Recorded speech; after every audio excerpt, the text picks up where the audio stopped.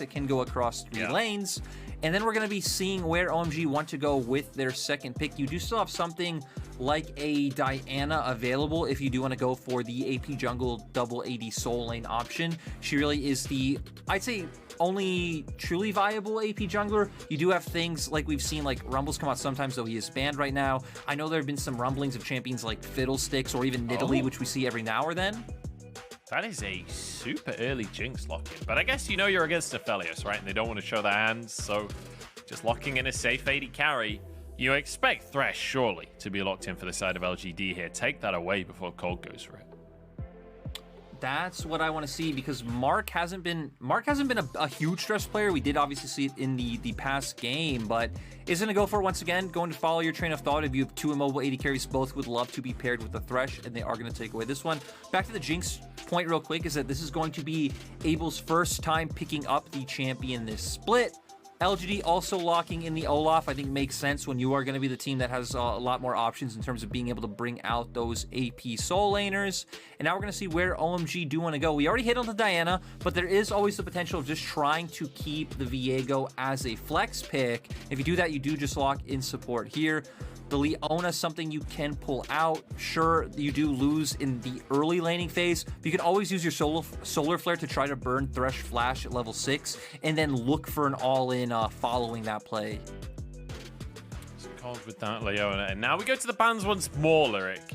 And for OMG, it feels like maybe removing some of these stronger ranged mid laners, things like the Zoe that Viego can struggle with in that mid lane. But then again, Xiye not necessarily been playing Zoe that much this split, so perhaps not the best ban, but certainly a bad matchup for Viego in the mid lane.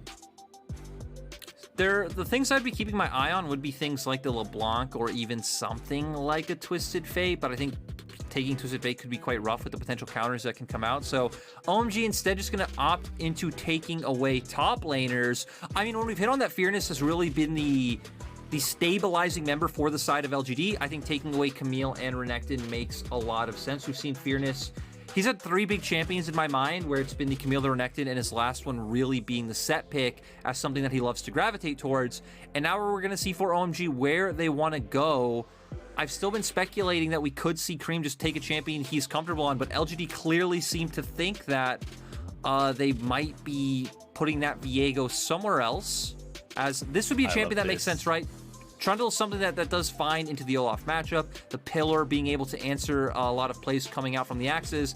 And not as big of a fan of this one, especially when we're thinking about a team like OMG.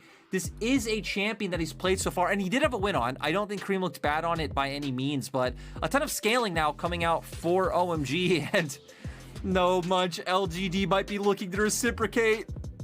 I can't believe this. I can't believe they do this to us, Lyric. Aren't they thinking about the English commentators when they draft? Are we not the first thing that they think about when drafting in a series that has playoff contention? Like, surely we must be their first thought. Well, we have an Azir versus Orianna matchup.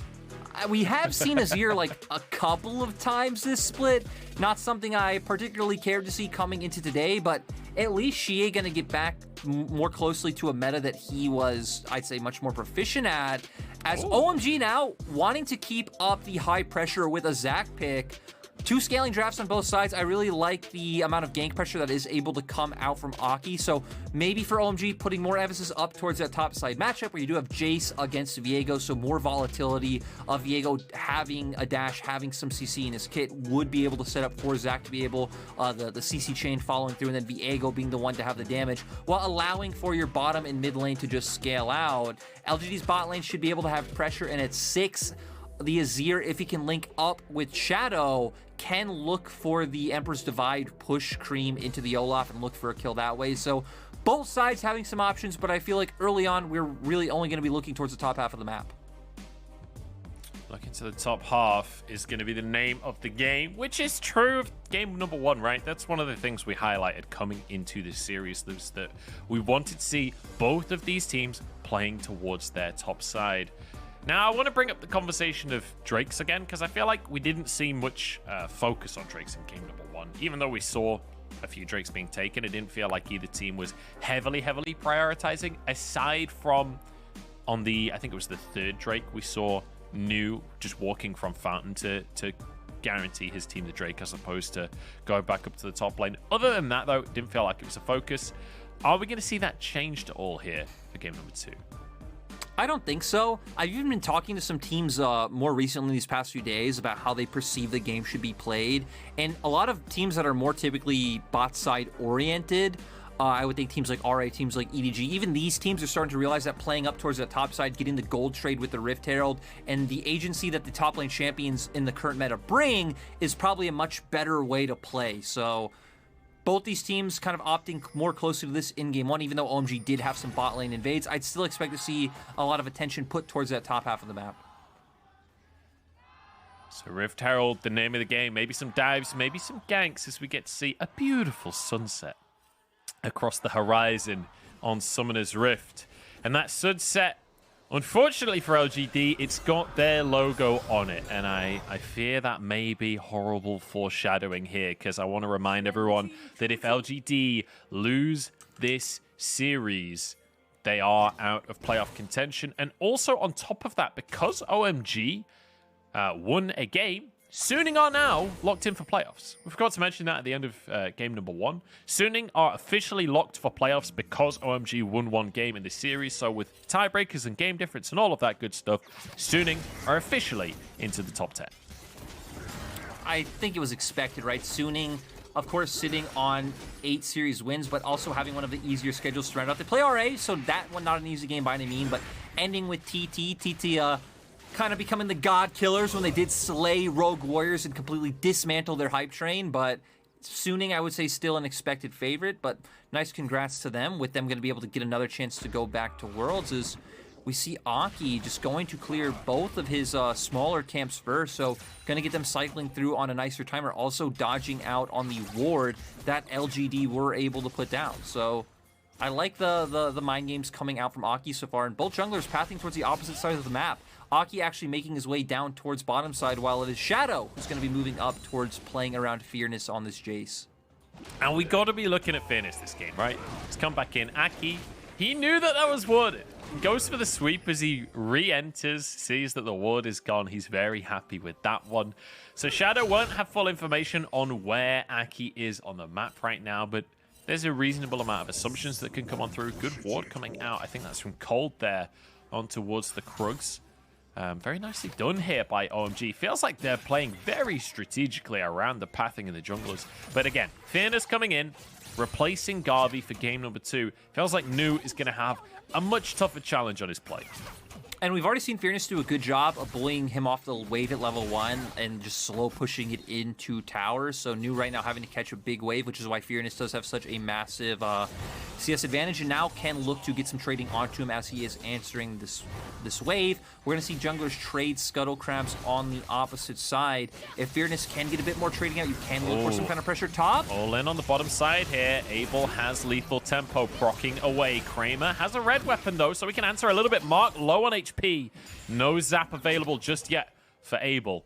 So no summoners burnt from the side of LGD, but a lot of pressure coming out from OMG. Yeah, LGD definitely have to be careful with the fact their jungle is on top side. Shadow going to go for a recall now, so probably going to start making his way down towards this lane and just make sure no shenanigans do come out in any kind of like dives. They're looking to punish Mark and Kramer in this lane. And I mean, we had a slow game 1 when you had compositions that could have theoretically forced more. So we come into game 2 and we have Aphelios versus Jinx, Azir versus Orianna. I don't have much higher hopes. Aki does have a lot more, I'd say, room to find like really unique ganks. You have the Orianna in mid lane, so you're setting up the shockwave as well. Just a ton of AoE on both sides, but maybe punish finally coming out from OMG onto mid lane. Remember, Aki has really long range engage on this Zac. Xiye, is he ready for it? The elastic slingshot gets the knock up. Xiye flashes, but is followed by Cold and the rest of the squad. Jump on in. Cold with the first blood. That was the best caster curse I have ever had happen to me, Munchables. Nice to see OMG looking for the play. They move immediately towards the mid lane. Like you said, Cold going for the flash. Xiye, with a nice flash of his own, looked like he could potentially get away, but the Zenith Blade connected, which pretty much sealed the deal for OMG being able to pick up that kill. And now Fearness just continuously looking to stack up waves on Creme to find favorable trades with the range advantage that he has. Looks like LGD might opt into a dragon trade though. That says something right there. You just called the top laner Creme because he's playing Viego. That says a lot about what we've been talking about with champion pools, doesn't it? Great knockup there from Aki. And Xiye maybe needed to flash before the knockup as opposed to afterwards. Yeah, definitely did. And back to your Viego point real quick, just to highlight it. This is Dude's first game on Viego this split. Hasn't picked it up so far. When you look at OMG and who has played it, it's been Creme 5 times and Aki has picked it up once. So maybe OMG trying to show more diversity in terms of what they are able to play, you know, thinking and hoping that they will be able to secure a playoff spot by bringing out Creme's Orianna once again, putting Aki on the Zac for the first time, moving New up to the Viego as well. And now we're to... Sorry, I kind of want to dig into that a little bit further, but I might not have a chance. Aki could have an opportunity onto Fearness here, who's used his accelerated shock blast, flashes away from the knockup. See, Xiye, that's how it's done. See, you press the button before the knockup, and you survive the gank.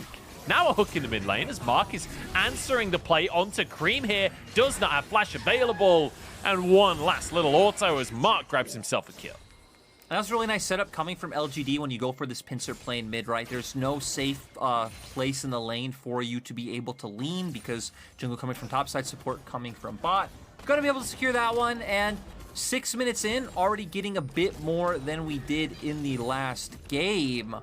Rift Herald gonna come up in about a minute and a half. It has been OMG's bot lane who's been able to keep a pretty steady push with the rockets coming out from Abel. With the fact that Cold isn't in lane right now, Kramer and Mark will be able to push this one out. But, you know, I feel like we're going to be tracking this more in about 30 seconds time. So when the next wave does hit on which team has bot prio and potentially will look to move up towards top first. LGD have had push up top side, so you'd expect them to be the team who are able to look for that, especially with the fact that they do have Olaf in the jungle against Zac. So I wanna ask you a question on a topic we mentioned briefly earlier. But every time I try, Aki immediately looks for a gank down onto the bottom side. The flay's a little bit too late. It's a double knockup. There's a slow, the lethal tempo in, and the let's bounce means Kramer can do nothing. Abel with a kill out, and Cold, by the way, that's 2 kills for the man. I mean, Cold is just taking everything. And we see Aki coming over the wall to set it up. Cold even channeling his Hex Flash to close distance, be able to follow through. Mark not even having any time to answer before he's bursted out. Kramer had flash, but it still wasn't enough since Aki had the ultimate. And OMG already off to a good start of opening up a bit of a gold lead. And we're even getting into a place where the other matchups are starting to become easier, right? I think especially looking at this top lane matchup where News at the level 6 point has more mobility in this kit, has more all-in potential there. And with those kills down in bot side, it actually opens up for OMG to be the team to move their bot lane first and be able to look for this Herald. I feel like LGD would be way too behind on tempo to look for this one, so I'd probably like to see them just default to playing with Kramer and bot. Fearness, man. What was the plan? What did you expect to happen there? I mean, it was one of those things. Where did you think they were? If you looked at the minimap, the other core of LGD was moving over as well. Xiye, Shadow, and Mark were all like hovering towards top side, but it's like, man, Kramer just walked to bot lane. He's just starting to hit the wave. OMG have such a massive tempo advantage on you of getting to the objective.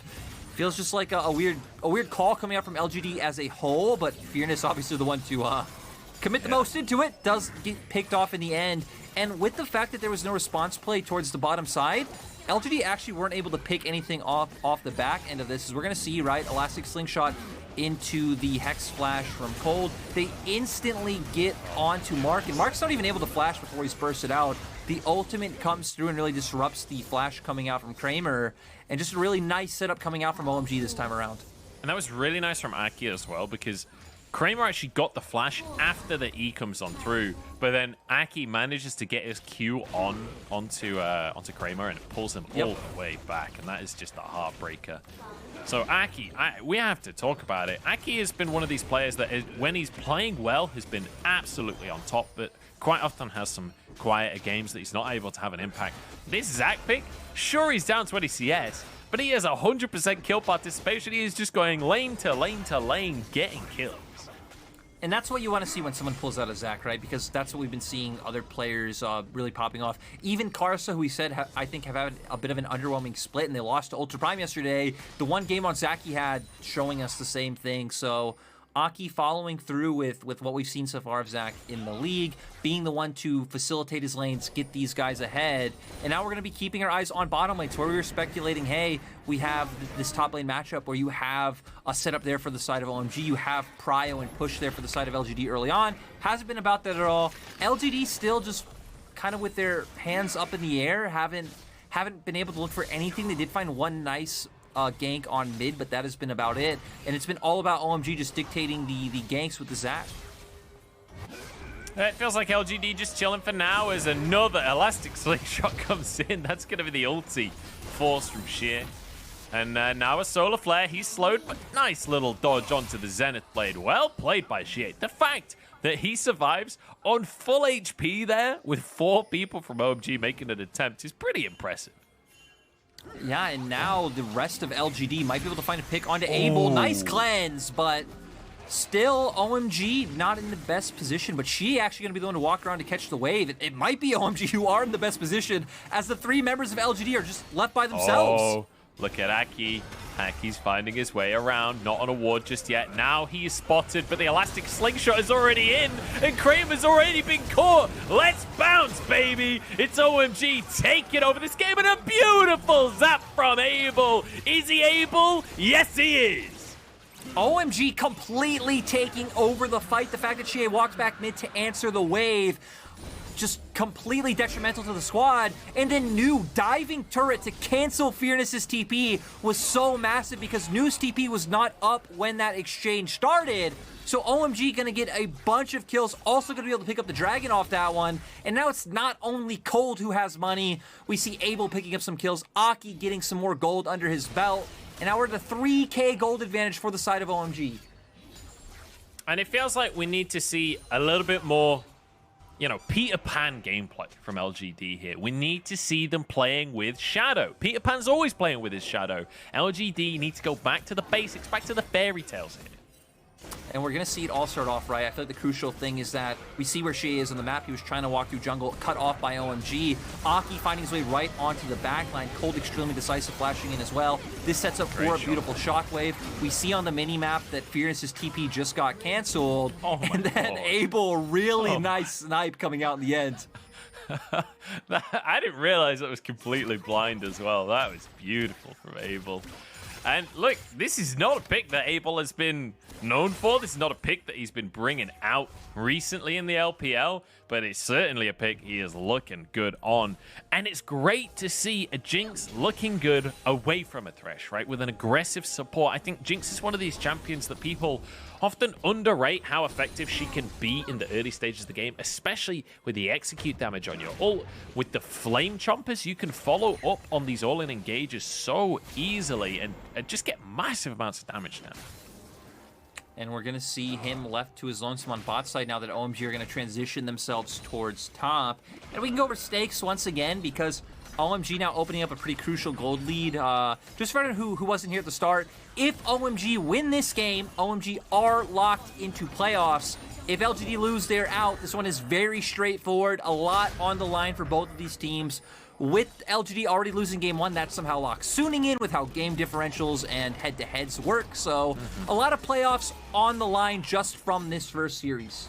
And it feels really good as well. Like, I know we've been complaining that OMG aren't just playing the one style we've seen all splitters. By the way, Kramer, that was first tower with 5 plates on it. So Aphelios, big at this point. Aphelios equals big. Just remember that. Moving forwards is new. We'll add to the tower at the top side.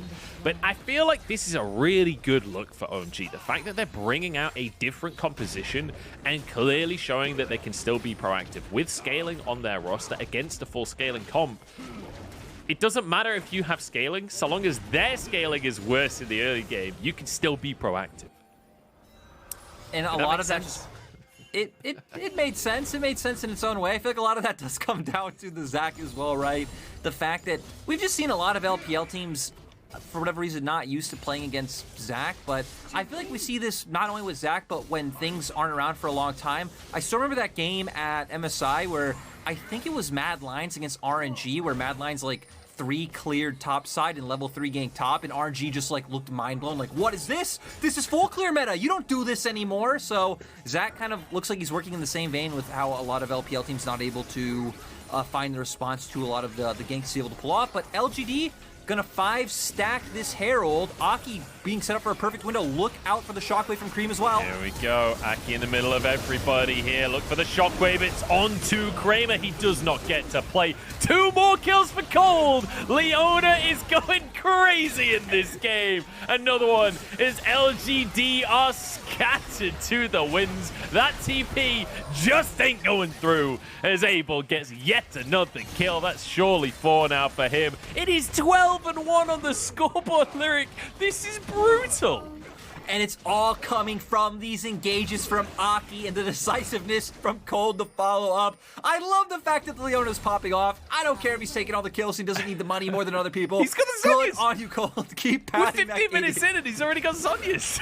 Yep, a ton of gold on the support. So he's now going to have a lot more options in terms of like being able to make more aggressive plays, having that active there to be able to get him out of harm's way and then look to either escape or look for more windows. As we're going to see here, LGD grouping is 5. It just gives OMG such an easy time of getting on top of them, especially with the lead that they have. We're gonna see the flash in for the Q to land onto Kramer. It's gonna set up for the shockwave, and then Cold falling up as well.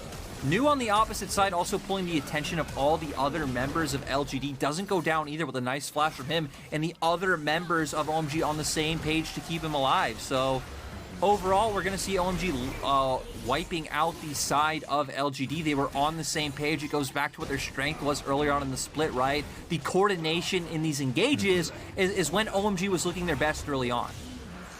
And Kramer at this point is just regretting only running 1 cleanse in his summoner spells here, because it doesn't feel like 1 cleanse is enough for the amount of CC that OMG could throw his way. And it's all knockups as well. Cleanse doesn't even help him here unless he's got flash alongside it, because you've got Zach with multiple knockups. You've got the shockwave that's coming through as well.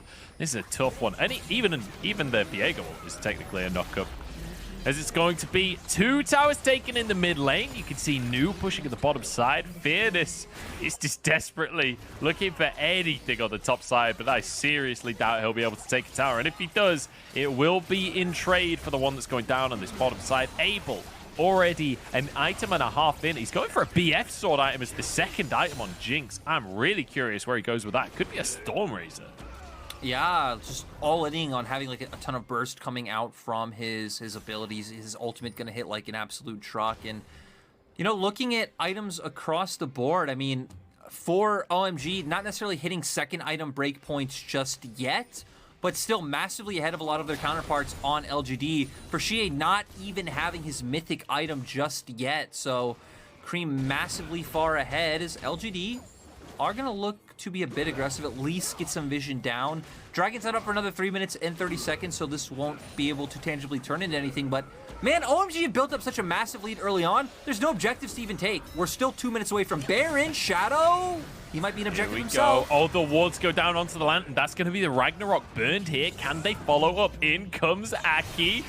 Does get the Q. Solar Flare comes down. Shadow, no Ragnarok. Remember, there's no tier 2 at 18 minutes. But OMG can't go any further. Not willing to commit all of their ultimates to the play with Creme on the top side. I want to take a quick second here, Lyric, and go back and clarify what I was saying before. And that's that scaling is... it's all in comparison to your opponent's composition, right? And sure, Orianna, Jinx, these are theoretically scaling picks, right? But when you're against an Aphelios and a Xiye, they can be much more effective in the early game. Yeah, I mean, it just comes down to what tools you have available and what you're able to do, right? Because thinking in terms, I'm actually going to pause because Aki's looking for it. Doesn't end up going for it in the end.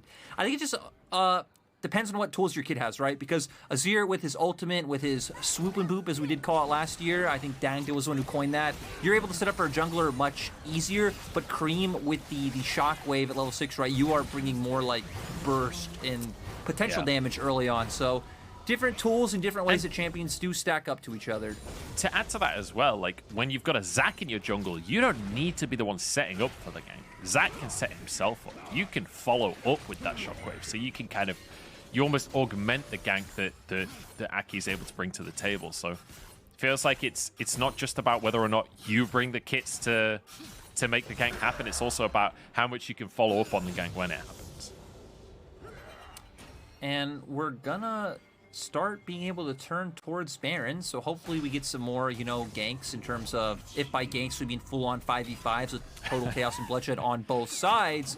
But dragging up in about 1 minute 40 seconds, and with how hesitant both teams were playing around Baron in game 1, I feel like we are just going to get more to playing around that next Drake. For OMG now, they have been able to pick up Drakes at a much faster on a much faster timeline than they were able to in game 1, so realistically playing towards something like a Soul is very viable. But OMG have such a massive advantage. I honestly feel like they can do whatever they want. They could go for a Baron force right now. They can try and force a fight.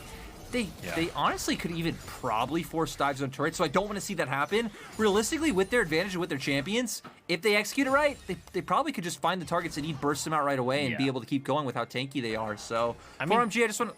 Oh, take it away, Munchables. You got Cell Division as well. It's Zac. You can definitely dive. Like, so long as Aki is tanking, you can pretty much dive all day long. Like, I don't even think it's that risky with the gold lead that they have, the champions that they have. I think you're absolutely right that they should be looking for more. And Aki is. Good play from Mark, though. Oh, he pulls him back. Yo, Aki has been practicing Zac. These are some clean Zac mechanics. Yeah, using the Q on the blasting plant as well to just I didn't even know you could do that. Yep, able to get that in. I mean, like you said, Aki showing us what this champion is able to do. Looking for the engage. Gets Mark's flash, so I think that is definitely worth. Didn't lose anything on it. Not losing any tempo on the map just yet either. As Aki's still going to hover up towards the top side, while it looks like Abel potentially going to go help Creme to get the blue buff. Maybe they can look to two-man Dragon on the bottom side while still keeping up vision on the top half of the map. Easy peasy. All 3 carries are on the bottom side of the map right here. Unfortunately for LGD, they have no idea. They have no vision. They have no way of knowing that both Abel and Creme were doing Drake while Nu was pushing that bot lane. But that maybe could have been a window if LGD had had more information to be able to contest. But Aki keeps just threatening the elastic slingshot. And Shadow has to respect it every single time. Too. He's laughing on the player cam. Oh God, Aki, don't do that to a man. It's his first split here. Yeah, it's like those plays when you see a Thresh just throw the lantern into his own jungle. There is no jungler there, but the enemy team just has to respect that you're probably lanterning for someone, right? And just backs away. Yeah, and Aki just going to keep using the elastic slingshot. I mean, now we're at a point where I'm going to go back to the game 1 rant. I want to see OMG playing more around this top side for Baron. They definitely win the mid-wave contest with the Jinx coming out, so they can push that one in. They could start making their way into the enemy jungle, getting deep vision down. And I don't even feel like you're in as much of threat for any kind of like crazy shenanigans at Baron, just from the fact that you do have a Zac. So you have a lot more effective range to look for an engage and turn on to LGD. So you're not even really forced into any like close quarters. You're all stuck in the pit. It's awkward. Maybe the enemy team has like a positional advantage. No, you have a lot of great turn potential coming out from OMG's comp. You certainly do. Vision control has been gained by OMG. There is one pesky ward that was up towards the north side of the Baron River that will be able to spot OMG out if they try and just rush for the objective. But now, with mid-prio taken, with vision control taken, this is the chance now for OMG to see if they can just burn through. LGD are going to have to answer. They use the blue trinket. They know that this is happening. Knowledge isn't everything. A second blue trinket comes down. That's 2 going to be on cooldown now. And OMG can just keep this up all day long right now. LGD trying to move in, trying to contest as Nu has found a 1v1 with Xiye. That's going to be the Azir ultimate. And in the meantime, Mark is wiped off of the face of the earth. Nu going for a dive onto Xiye here. The heartbreaker over the wall. And it's a heartbreaker for LGD fans, because with Baron in pocket, OMG might just finish this one out. This is the kind of decisiveness we wanted to see from OMG in game 1, and we're getting it in this one. Going to the Baron, forcing out the blue trinkets, forcing them to walk into you. You already control vision. You know they really have no idea what's going on, from the fact that Nu was able to find that angle onto Xiye and pick up a solo kill. And OMG just like pretty much guaranteed to lock in playoffs at this point. We're going to get a replay, but OMG just playing this one out, right? Forcing out the blue trinkets. You'd already pushed in the wave. Nothing for LGD to be able to do on the map. New going to find his way onto Xiye right away. You have a control ward there, so Xiye is walking in blind. It sets up that angle. Then New just going to walk around to Xiye, just trying to get there to support his team, and it gives the opening for New, because Xiye still didn't have any information on whether New was, walking back into River, maybe helping with Fearness, trying to turn around or continue from that angle. And yeah, Xiye gets punished. But I want to go back to my point. OMG have not made playoffs since 2017 summer. It's been a long time, and I think for this roster, for this, I'd say, random jumble assortment of players that got put together this split, unexpected, but really nice to see. And hopefully OMG can keep developing and show us maybe more than what a team like eStar did in 2020. Yeah, and it feels like this is a really strong performance to finish out on, right? Showing a different style of composition to what we've seen all split, showing that they can still be proactive, they can still make things happen. Aki especially, I think, having a fantastic game for himself, really showing that. Remember, when Aki came in, we were talking about his kindred and these kinds of things. Zac is a totally different style of champion, and yet still able to have an impact, still able to be somewhat of a carry from the jungle. And speaking of which, he's picked up a Magi-Ice on the Zac. He's got 10 stacks, as does Creme on this Orianna. Last-ditch effort for LGD as they all group up, but they've grouped up for a Shockwave, and there's a Rocket to finish off Shadow as well. I respect the attempt. I respect the attempt from LGD. That was very much the definition of a last-ditch effort. In comes Aki, gets the pull back onto Fearness. I won't find another kill as Cole getting awfully low, but does have a shield. Xiye wants a little bit more. In he goes, but Cole has his Zhonya's. He's going to be able to find Abel instead. There's Aki jumping into the fray as well. Health bars are going down. LGD, have they found the opportunity? In with the Heartbreaker New, looking to answer. Kramer goes down as Creme finishes the rest off, and somehow they still come out on top.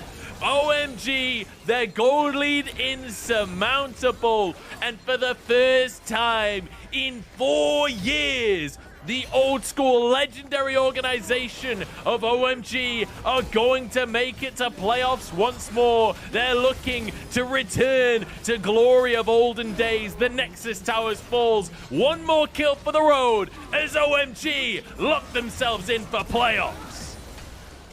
OMG bring in this rookie mid laner known as a solo queue star, melee mid laners and assassins. They completely build around his champion pool. OMG's whole style all split long has been about playing these dive compositions, making him comfortable, and it has completely worked out for the organization.